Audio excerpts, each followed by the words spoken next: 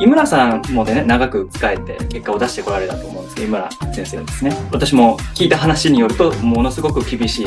練習の中でこうやられてたと思うんですが、こう指導者の立場になったとして、井村イズムみたいなのがあるのか、それともちょっと私は違うちょっとやり方でこういうふうにやってるとかって、なんかこうご自身でこう気をつけてることとかあるんですか？もちろん井村先生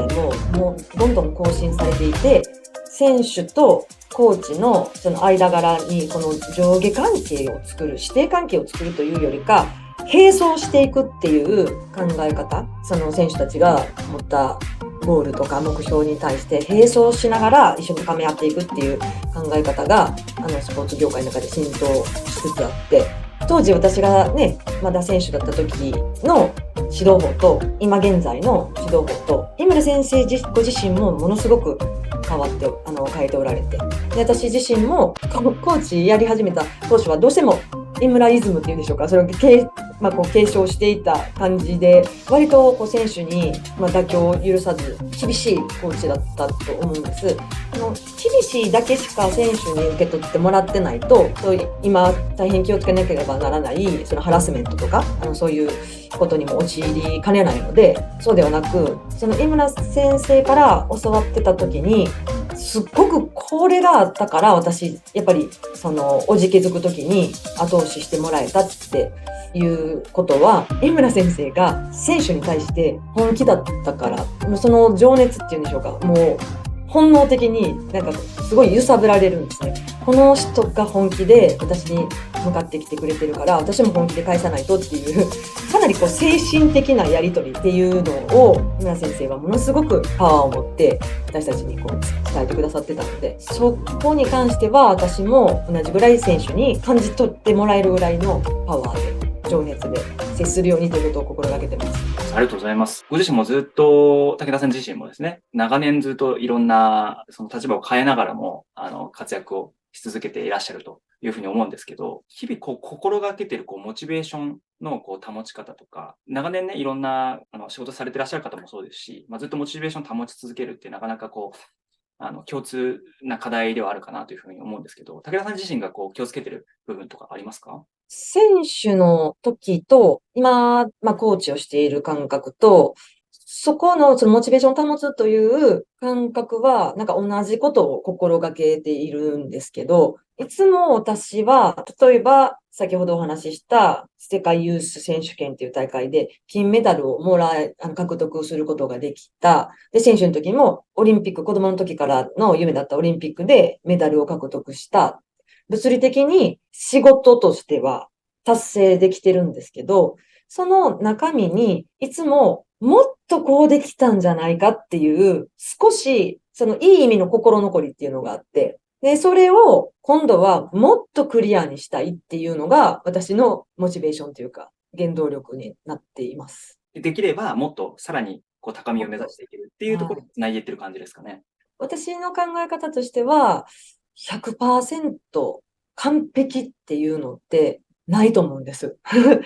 テストとかだったら100点満点で100点取れば、ね、完璧なんですけど、私が追い求めている、採点競技だったりとか、芸術的なこと、技術ってどうしても機械で測れない部分のところに完璧っていうのがないというふうに考えていて、より完璧にっていうところを私自身はすごく面白く感じて、追い求めてるっていうのが自分の原動力になっているのかなと思いますね。ありがとうございます。管理職の方とかですね、会社でやってらっしゃる方いらっしゃると思うんですけど、チャレンジすることをためらう人が多い。よくそういった話が上がってくるんですけども、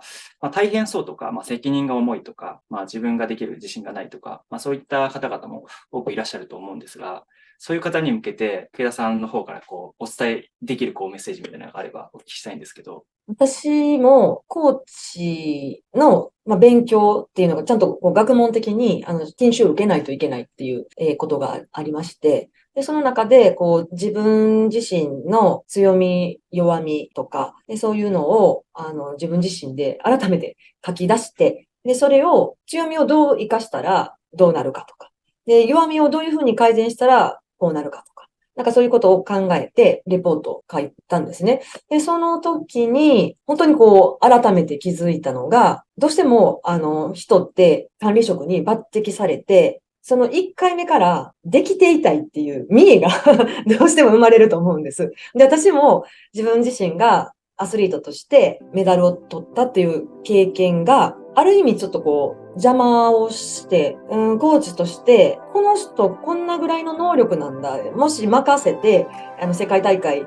自分がこう、率いて、もう惨敗で帰ってきたらどうしようとか、だったら受けない方がいいのかなとか、やっぱりどうしても怖さを持ってしまう。その自分ができる人間でありたいっていう、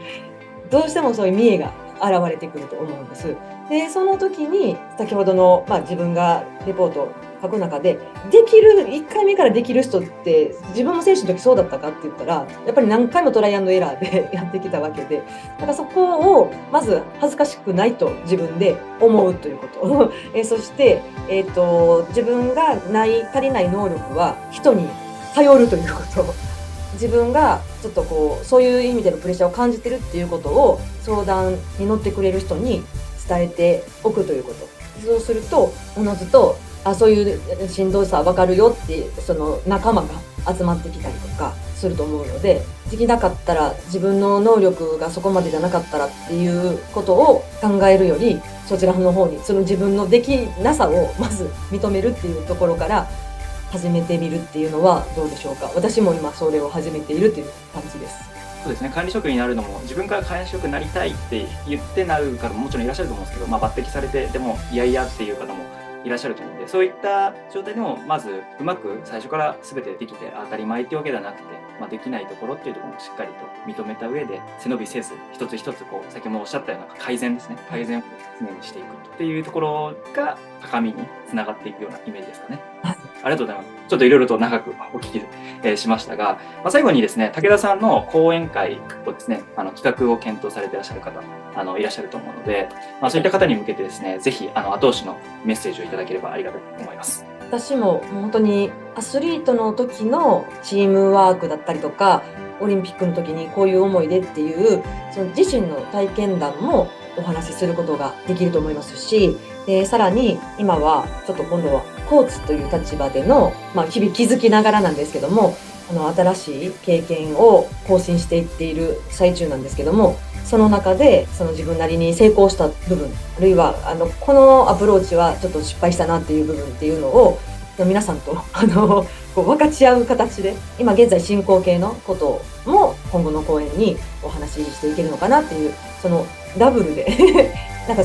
そうですね、違うお話ができるのが私自身の、ご検討いただけるそのね、のであれば、そういうお話が2つともできるということをちょっと皆様にお伝えできればなと思います。ありがとうございます。ではぜひですね、当日会場とか、オンライン講演ももちろんあると思いますが、そこでですね、武田さんの講演をお楽しみにしていただければと思いますので、よろしくお願いします。はい、よろしくお願いします。